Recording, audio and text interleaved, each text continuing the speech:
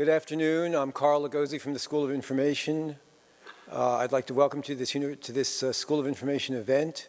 I'd like to thank our sponsors, the UM School of Information, with support from the Raw School of Business, Innovate Blue, and Innovation and Social Entrepreneurship at the School of Public Health. Thank you all for helping support this great event.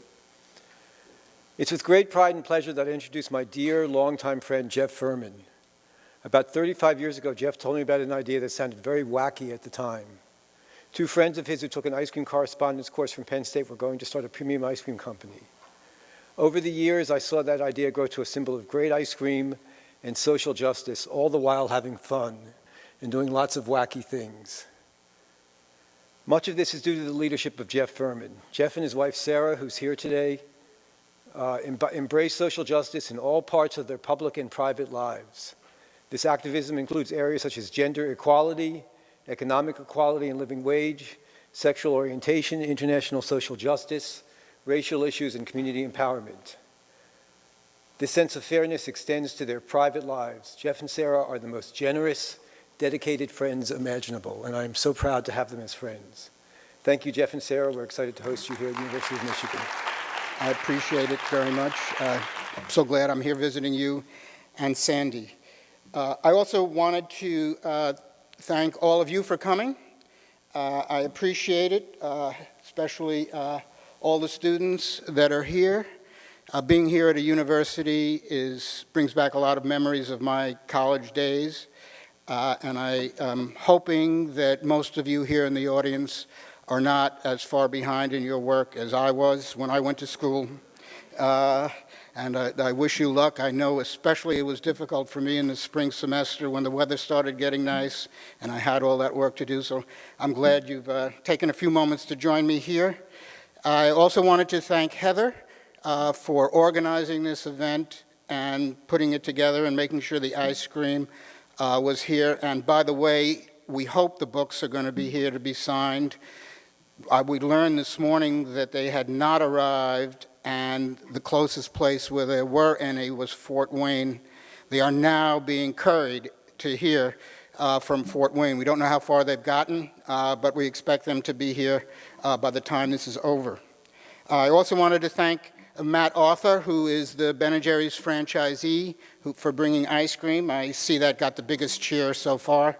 So I'm glad, yes, it's still working back there, thank you very much. I'm glad that's going to be here. For those of you who do not get enough to eat ice cream after this presentation, please remember that April 8th is Free Cone Day, and make a day of it, go back many times and enjoy yourselves. It's something we've been doing for 35 years, and it's our way of thanking our customers, their families, and friends. We're using the word 35 years seems like a lot. That's when I first met Ben, actually close to 40 years ago. He and I were at a school for struggling and unruly teens.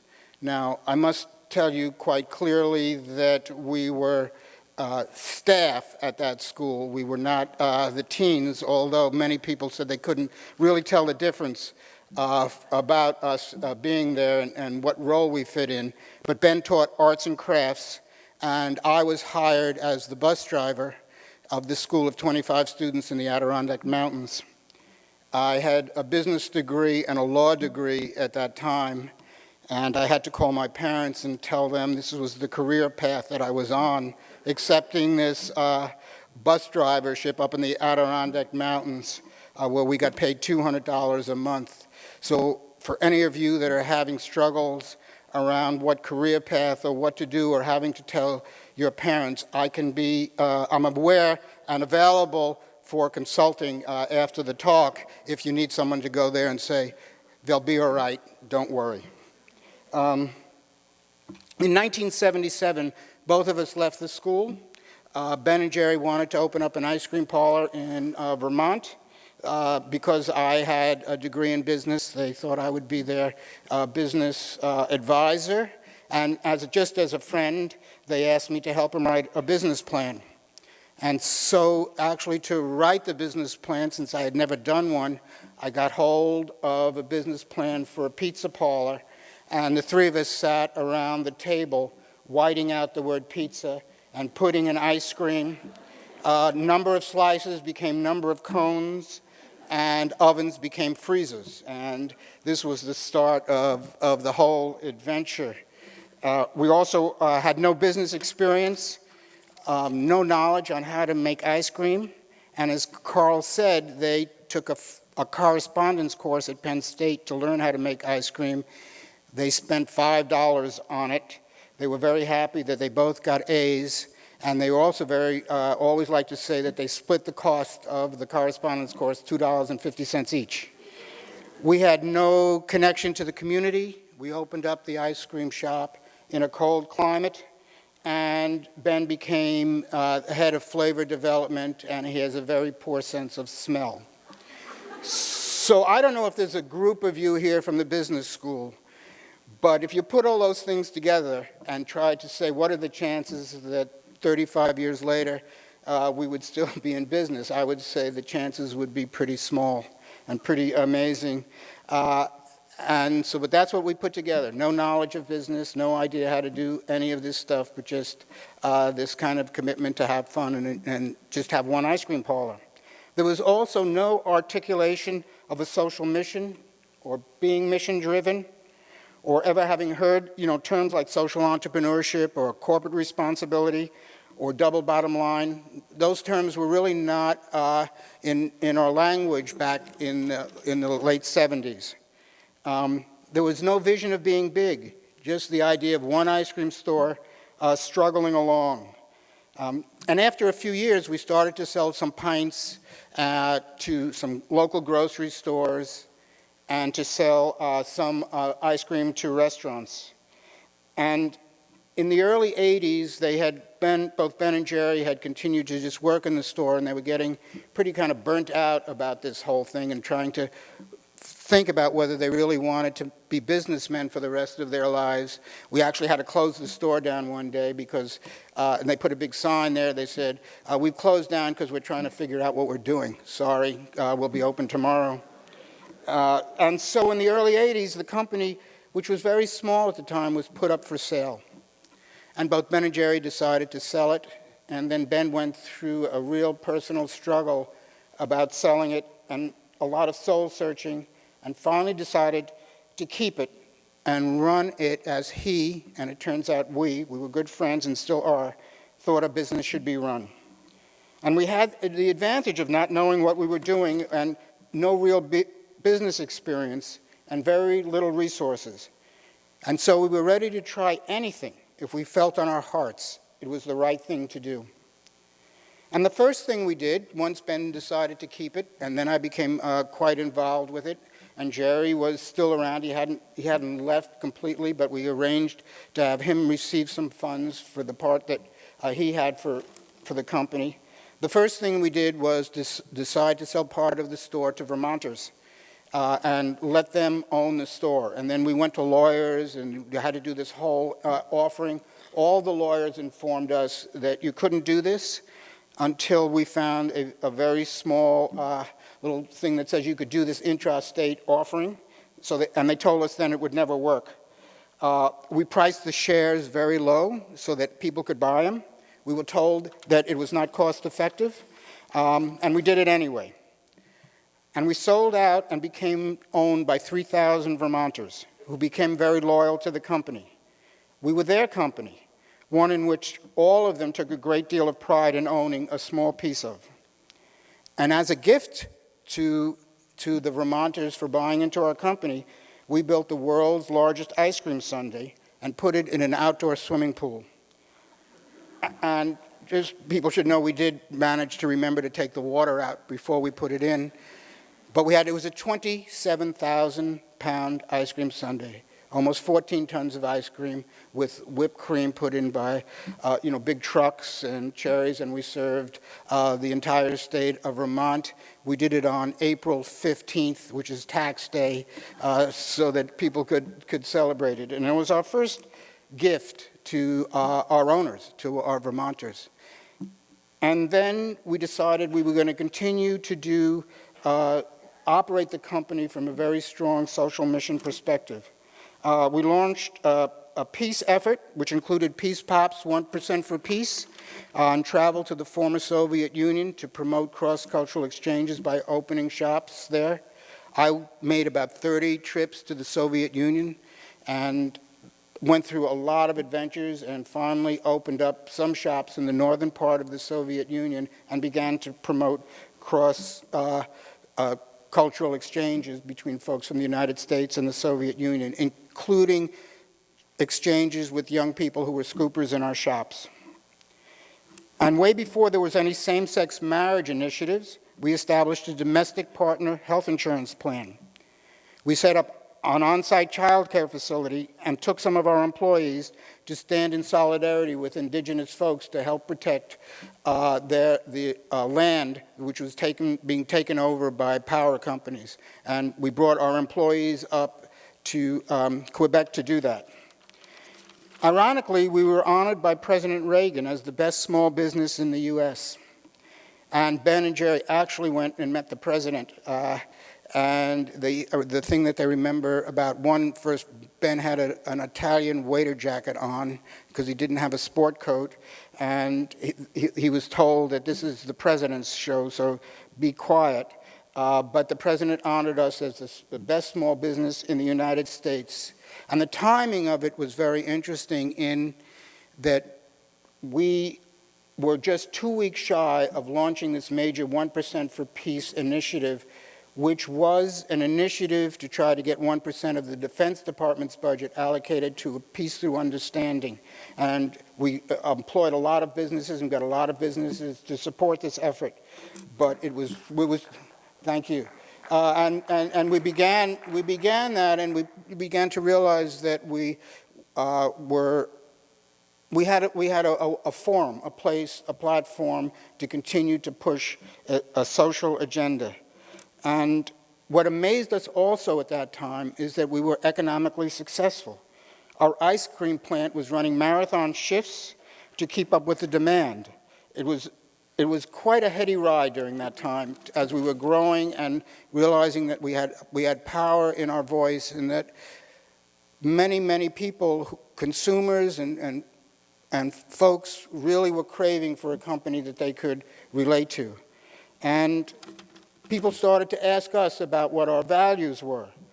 How do we express our values? And as I said before, when we started the company, we really did not talk about the values. We just started to live them. It became first an attempt, we said, well, a business has a responsibility to give back to the community. And then from that, we started the Ben & Jerry's Foundation to continue the idea of philanthropy.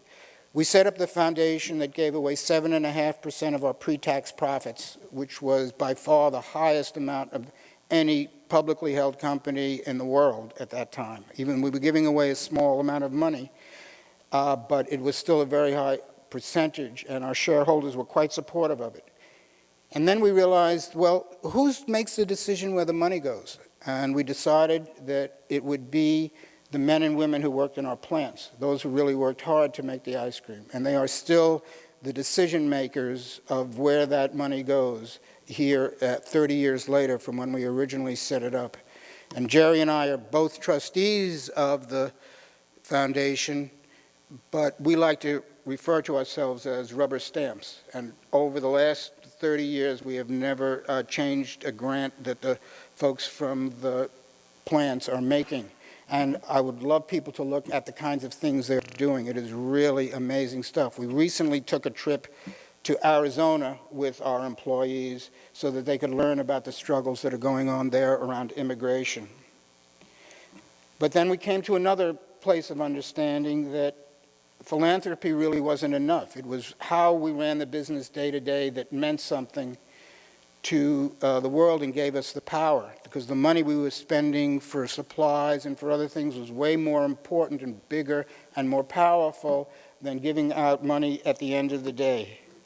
And we also started to think about every decision. What is the community impact? How does it impact every place where we do business? And we are still doing that around the world now. We are in close to 30 countries, and every time we enter a country, we enter equally with a social mission as well as the economic mission of trying to figure out what we do. So we're entering Brazil at the moment and trying to deal with some of the issues that are happening in Brazil.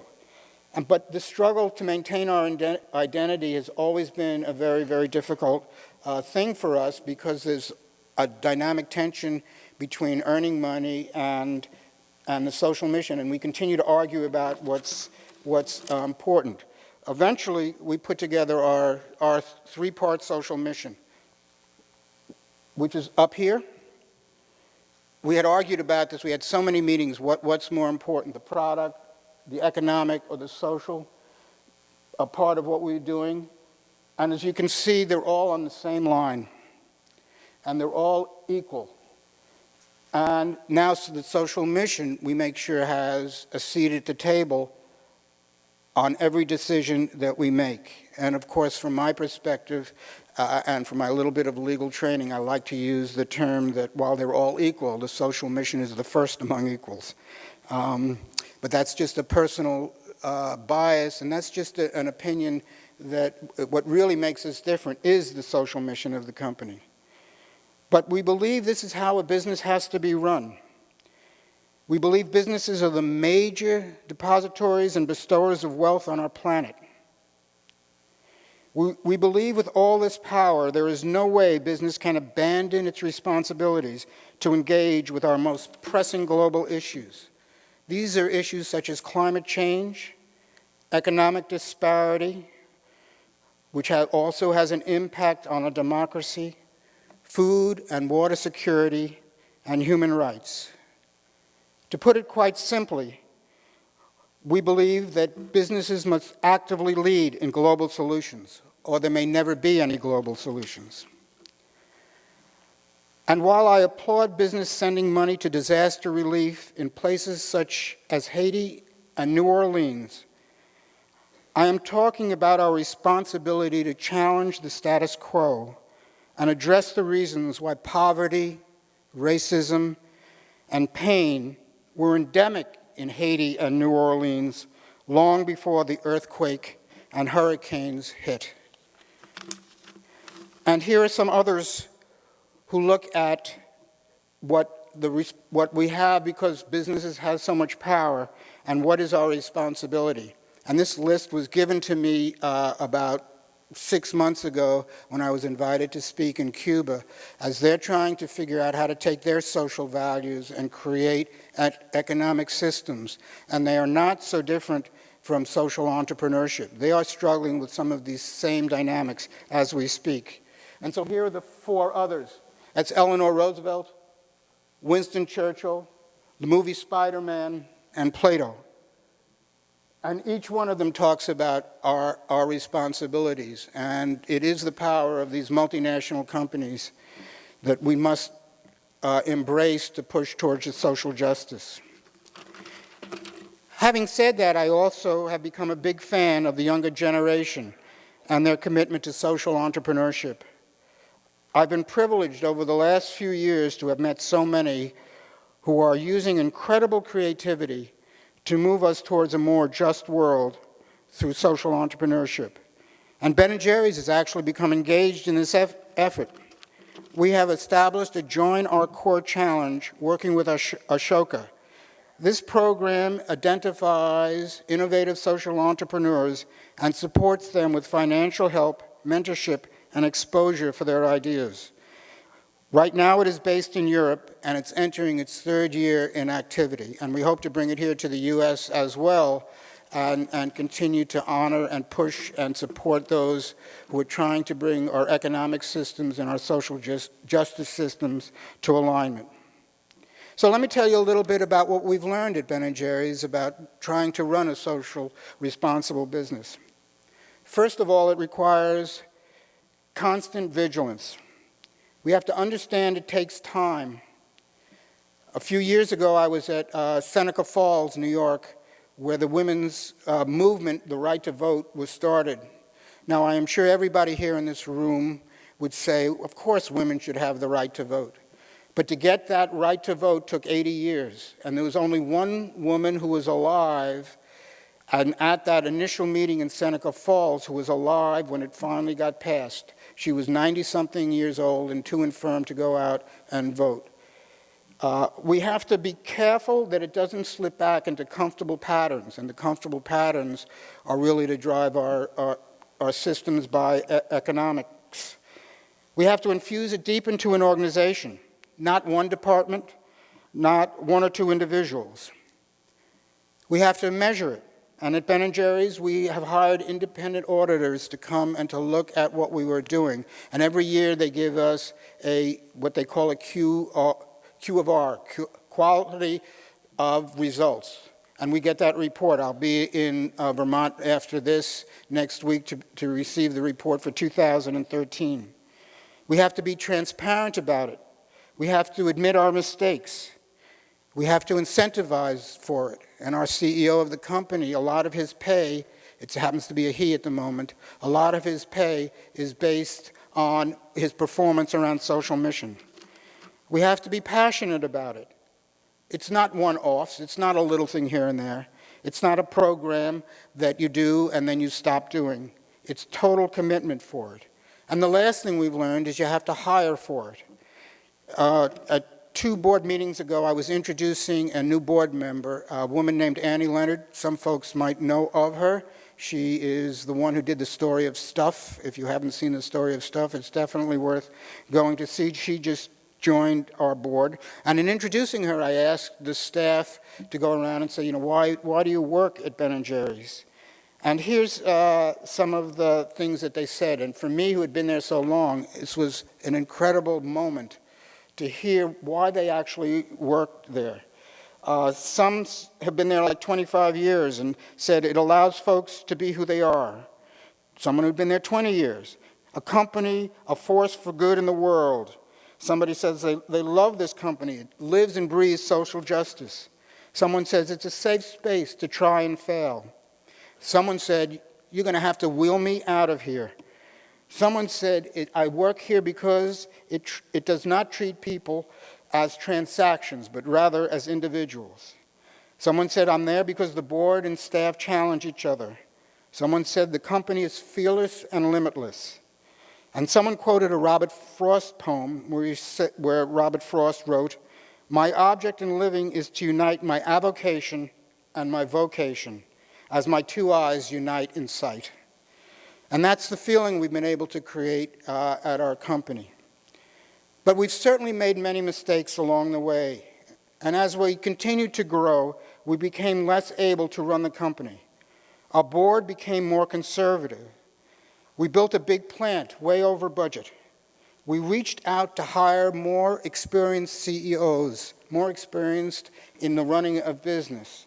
And it turned out they were not as values-led as they had led us to believe. We started to adopt a more traditional compensation package, and from that, management started focusing on cashing out and putting our company in play. We thought it could never happen. How naive we were. In 2000, the company was sold. We spent 18 months fighting the sale.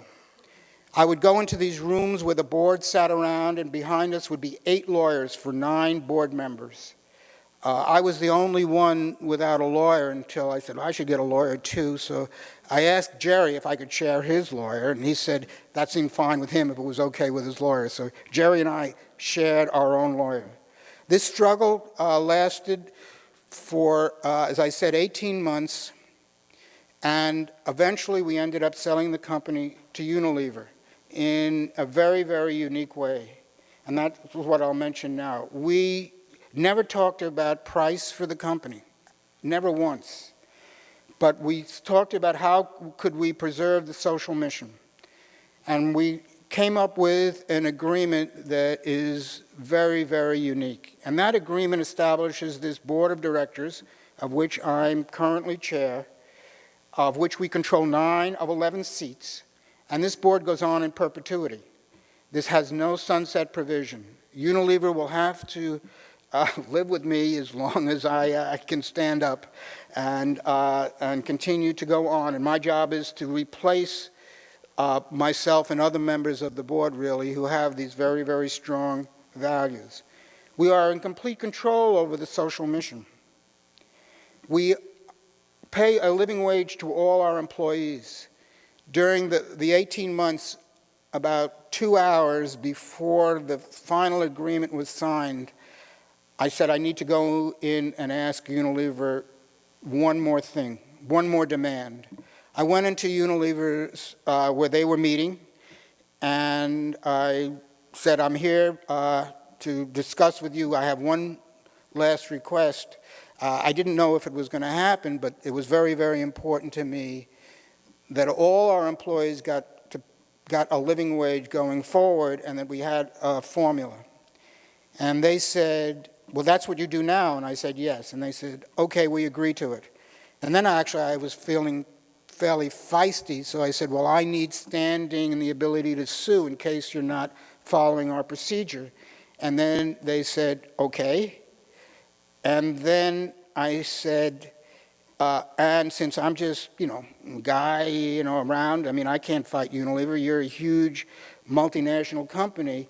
I need you to pay my lawyer fees if I so do it. And they said okay to that too, and that is written in the agreement. And then I transfer my rights to somebody else. And I apparently have gotten the name of Left of Lenin by Unilever. But our starting wage, starting April 1st, it's going up again, it's in April 1st, will be about $16.30 an hour to start with no skills. Thank you. And not only that, when they hire contracted labor, the contracted labor needs to receive $16.30 an hour each in their pockets. Doesn't matter how much you have to pay the agency that brings folks in. I said, that's irrelevant to me. The people who walk out of there have to receive that money. That includes health insurance and other benefits, which one of them is 3 pints of free ice cream a day. They are required to do the social audit. They are required to do, they can't change the product quality at all, and they have to live under this agreement forever. And even if they sold the company, the agreement goes with the company. Here are some things that we are working on right now. Right now, we are very close to being 100% fair traded. That's all our ingredients, which is 130 some odd ingredients. This is not an easy task.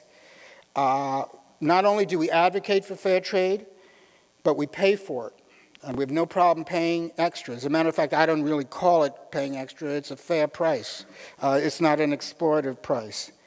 We expect to be 100% values-led. That is our next goal, where everything that we do and touch we're working with some company that has a value.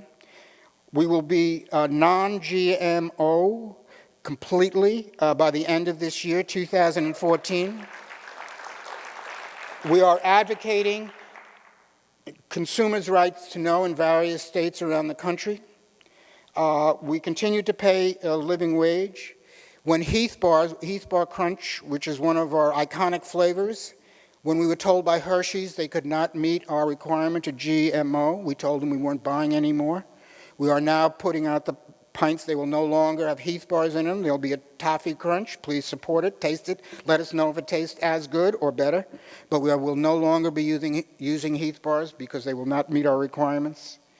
We continue to support social entrepreneurs, and we have linked prosperity, and we're trying to figure out how to make sure that everything we touch, there is some prosperity that goes to every member of our employees, our franchisees, and the communities that we do business.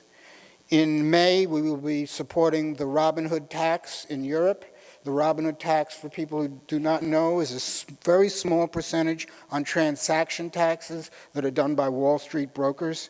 It has the potential to raise billions of dollars to be used for human needs. It is dealing with the 99%, not the 1%. And we'll be supporting that. And when in my trip to Vermont, this next week coming up, we are beginning our 5-year plan of what we're going to take on next as a company.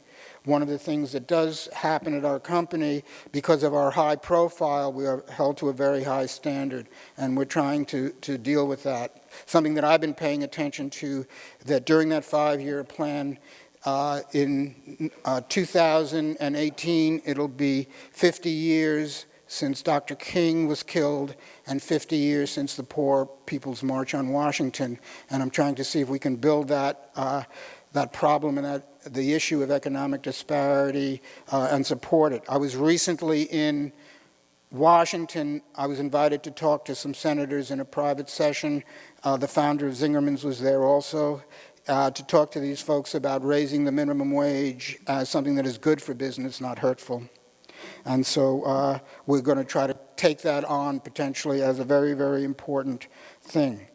And over the last 36 years with the company, I've been in various capacities. I've watched the company lead sometimes. I've watched it follow on particular issues. I've watched it succeed, and I've watched it struggle. But what has always been consistent is our company has tried. We've taken amazing risks because we felt that they were bigger risks not to do them. 15 years ago, we came out with requirements of BGH-free. We had to fight Monsanto, a company much, much bigger than us. We actually went to court with Monsanto and won in court so that you could label BGH milk free. When we came out with 1% for peace, we were told by supermarkets that they would delist us. It was not an issue for us. We said, we're coming out with this. The world needs to know that we have to stop putting all our money into building weapons. We know that we may not succeed and that there may be ramifications we have not thought of when we try things. But we know that we might alienate people, but so has the civil rights movement, so has the women's rights movement, so has the gay rights movement, so has the immigrants' rights movement. Any of those movements that many of us hold so dear have all started and alienated people. And that doesn't matter. We have done that in the past. We supported the Occupy movement when it began immediately by standing in solidarity with the Occupy movement, and we got a lot of negative mail from people. But the ironic thing, in which Unilever cannot believe happened, our sales went up. And one of the things that I've learned in my 35 years is that what we do matters. And one of the reasons for me for hanging out so long is that not only what we do matters, but it does make a difference to our employees, to the farmers we do business with, to the communities where we do business with, to social entrepreneurs, to one of the other folks that we touch. And we really have, in my personal view, made a very, very big difference in our work.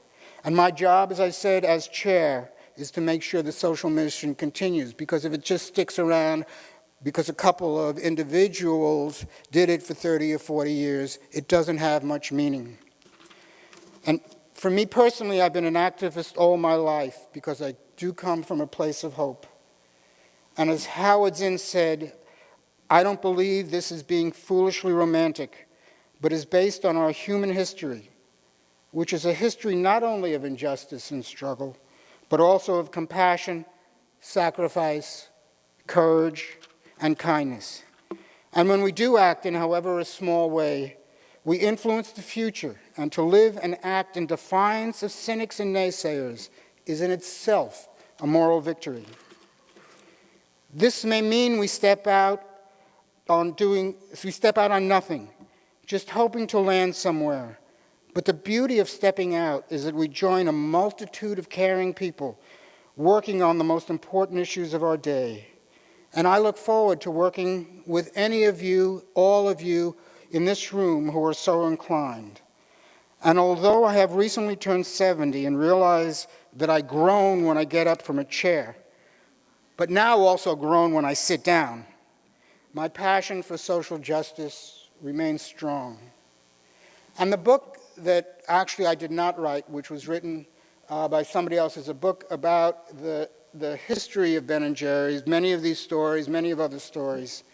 And I hope it's done as a storybook. It's a book that just you can read up to where we are in the year 2014. And that there will be another book in 20 years that will also have a lot of stories of where we stood out as a company and tried to do right. And we are just a small company. We are 1% of Unilever's sales. We are tiny, yet is the company that they speak the most about and are the most proud about. And I hope when the next book is written, in 20 years, I'll be in my 90s. And I have already requested from Ben & Jerry's folks that it be printed using very large print.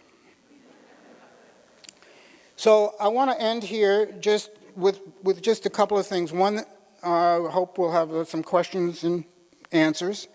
We're going to have a book signing, and we're going to have ice cream, and we're going to have a surprise opportunity for those here who are so inclined. I'm having dinner with Ben on Sunday, and when I told him that I was coming here, he asked if I would tell folks about something that he's working on, which is called Stamp Stampede. I don't know if folks have heard about it, but what it is, we have some stamps in the back. You can stamp your money, your dollar bills, with sayings such as, "This dollar will not be used to bribe a politician." And then you spend it, and it goes around roughly about 800 times before somebody else uses it. You can have an opportunity to stamp it when you're in the back. And we will enjoy some ice cream. And again, thank you for listening.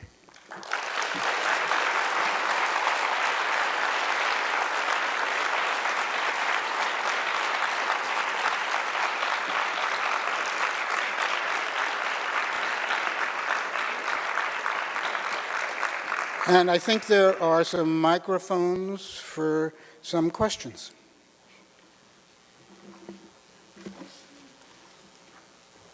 Hello. Hi. It's on? Good. Thank you so much for your talk. I really appreciated all of that. I have a question that I ask a lot of people at these sort of events. It was inspired by a TED Talk. So instead of asking you for your business card, I'd like to ask you for your dream. What is your dream? My dream is that those people in the world who are marginalized because of poverty or racism or something else have their voices heard. Thank you. Thank you.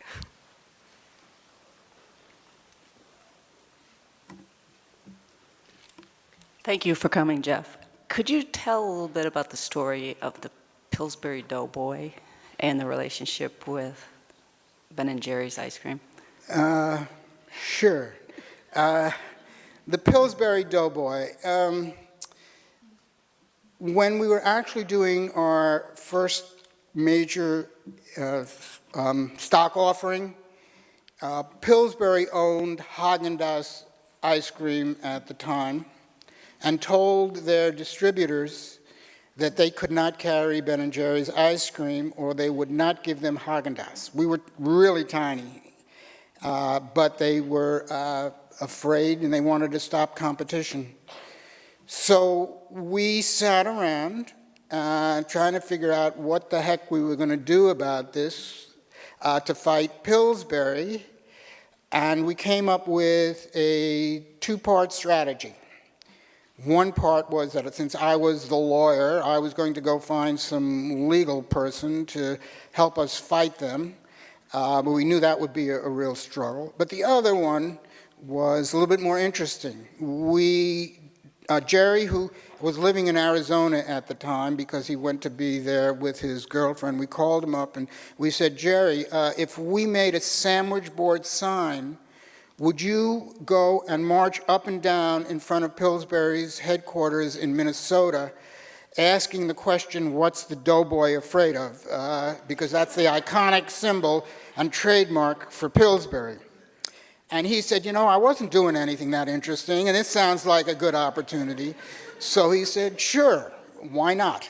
And he got up and went to Pillsbury headquarters and marched up and down with the "What's the Doughboy Afraid of?" sign, handing out leaflets about how come they're trying to squeeze out Ben & Jerry's from the marketplace. We also took out a big billboard in Boston, because that was the only city we really had a strong market presence, which had the doughboy, went some hands around the doughboy, squeezing it and saying, "Why are they squeezing us out of the marketplace?" This created a big stir and got a lot of press. And actually, it was kind of ironic. We did have we called a press conference around this, and one reporter showed up. This is how tiny we were, and they said, "What's going on here?" He happened to be from the A&P, and it went out all over the country. And we started a 1-800 number that you could call in and get "What's the Doughboy Afraid of?" kits.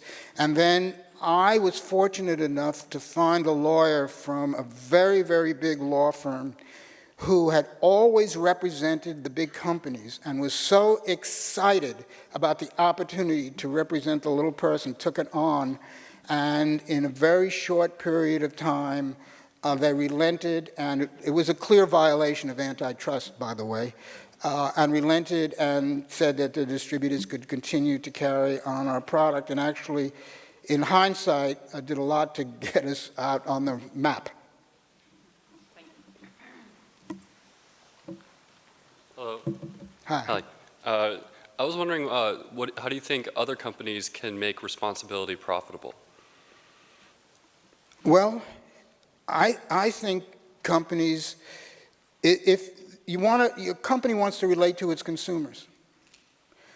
Consumers care about them. I mean, they're not just consumers, they're people. They live in communities. They have issues. Going out and reaching out to them and connecting with them in a deep way, in a real way, not greenwashing. You create something very, very powerful. People really like your product. Our ice cream is bought by a very small percentage of the people in the United States, but they love our company. They relate to it. It is part of what we continue to try to do. So you have to make your social activity be real, and not just, as I said, not just this one-off, not an occasional thing, something that really goes deeper into the consumers and build consumer loyalty. And that's what I feel has been our biggest success. The second part of it, however, is, and what we talk about sometimes at Ben & Jerry's, is maybe the social mission can get people to try the product once, but you better make it so that they like it, because they're not going to come back unless it tastes good. Thanks. I hope that's helpful for you. Mr. Furman, my name is Jeff Worrow. Hello, Jeff. Another Jeff. Yes. You said that there was a single store and then public shares were sold. Was it at that time that you moved forward with national distribution? And also, could you speak to how one goes about getting your product sold in, convincing stores to sell your product in national distribution? Well, when we did our first offering,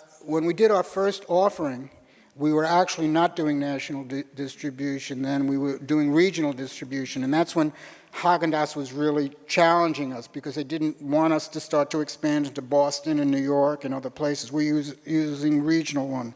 The distribution system of ice cream has changed dramatically from what it was in the 80s. It is no longer it's not done that much on individual trucks. It's done through warehouse. So that your supermarket chains buy it and then they distribute it to their places, and it's a different system. So a small company, I mean, I think they have to start the same way we did, though, is you have to build a regional, local following and build excitement and demand for your product. Getting your product into supermarkets is incredibly difficult. Well, it's particularly difficult in ice cream, because ice cream is the most expensive real estate in the supermarkets. And they charge what they call slotting fees. And what they do, you have to put up money up front to get your product in there, and you buy the real estate, and if your product doesn't move, you lose the real estate. And the ice cream case is fixed every year, and you have to send your team in with new flavors, and you have to agree to do promotions, and it's very, very hard unless you can build up some consumer demand on a small level. It's even difficult for us at Ben & Jerry's now to come up with a novelty product because Unilever wants to expand it all over the country at once.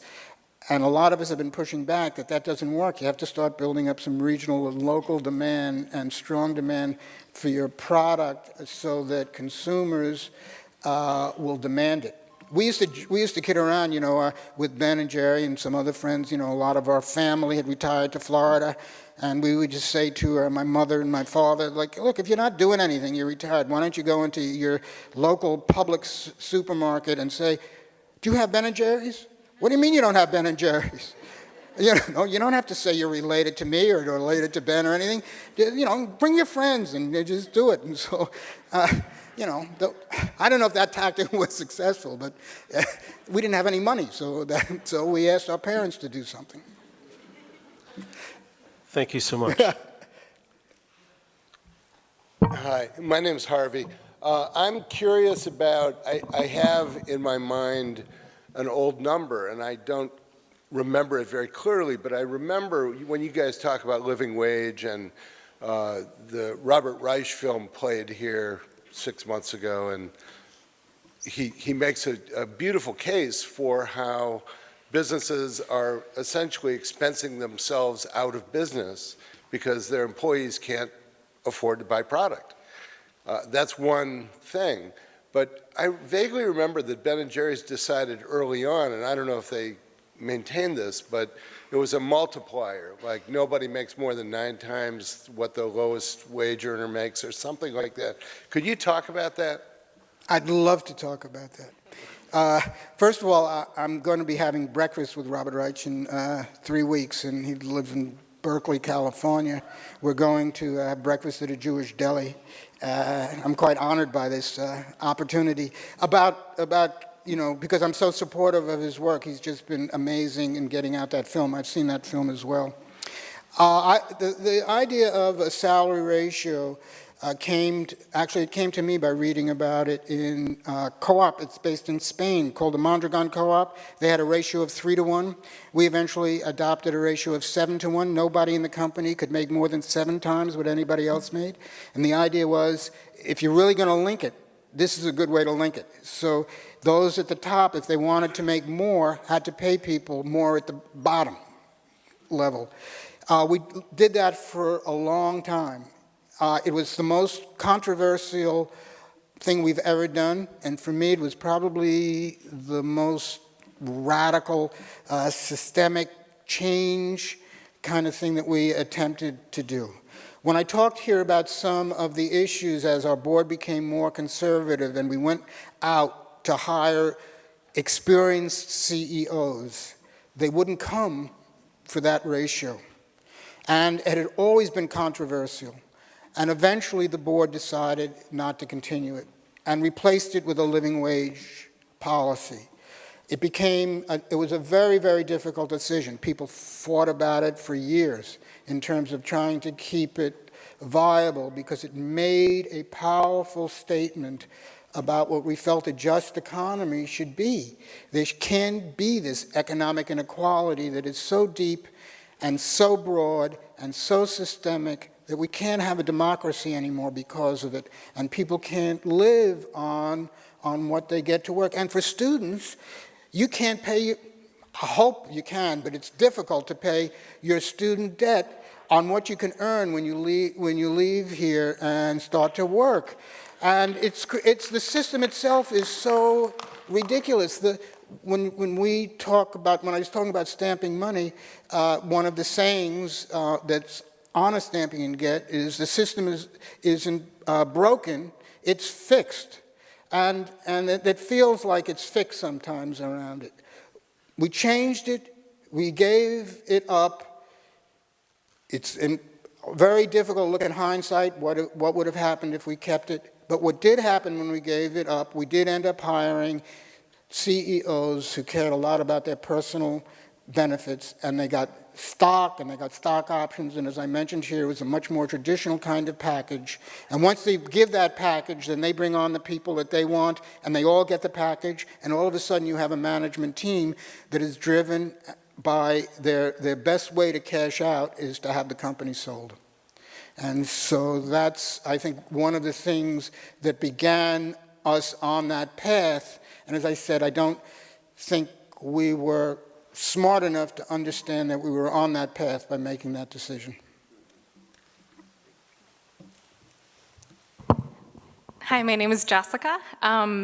There's been a lot more in the news recently about raising the minimum wage, and there's actually a campaign going on in Michigan to put the minimum wage on the ballot. Do you have any comment on what you would say to people who are against raising the minimum wage, or even the amount of 1010? You were saying how the starting wage is $16 an hour. I guess more comment on the livable wage. And raising the minimum wage, and my comment about those who say we shouldn't make it is often begins with, you must be kidding. I mean, this hasn't been raised in years. People who are making these decisions, they don't live on the same amount of money. They want wages. People can't live on, I don't know what it is in Michigan, but on $8, how much? $7.40 an hour. $7.40 an hour. If you're in restaurant work, that's usually like $3 an hour, because restaurant workers aren't even included in the minimum wage number. And people, they have to work 60 hours a week. So sometimes I say people can get a livable income because they work 60 hours a week. You get rid of the 40-hour a week kind of thing that people hold as an important principle in this country. So raising it, when I was invited to Washington, I go through this thing when someone says, talk about raising the minimum wage, because I somehow feel a little embarrassed because it feels like so little. It feels like I'm raising them and they still can't afford to live on it. But then I say, well, it's important because for every dollar you can raise their salary, that raises their income for $2,000, and that's important to those folks. So I have to tell myself to shut up and get the best deal you can, and not be so caught up in doing, this whole big thing. And then I talk about the level of employment we have, the people who are committed to our company, the people who care about the company deeply, because we at least are able to pay them enough to live on. And it's based on a single person. The $16.30 an hour is not based on somebody who's raising a family or has a dependent.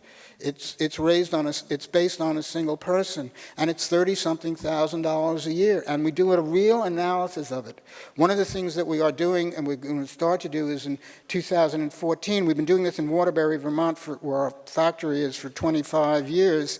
We're going to ask some economists to come in and study the impact on Waterbury of being a company that's a major employer and paying people a living wage. Does it push up the wages of folks in the community? What does it bring into the community? What are the advantages? What happens with the multiplier effect? And all these kinds of things, so that we can demonstrate the impact on a company by having somebody do it. So I just don't know how anyone can say this. And when they argue about it, people, and I often talk about it, you can, at the same time they're refusing to raise the minimum wage, they are also cutting food stamps.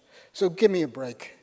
I mean, this is a very, very sad moment in our country where the votes can be there to cut down on food stamps, but not to raise people above a $7.25 an hour. Thank you. I think I'm one more. Well, there's one more person there. Okay.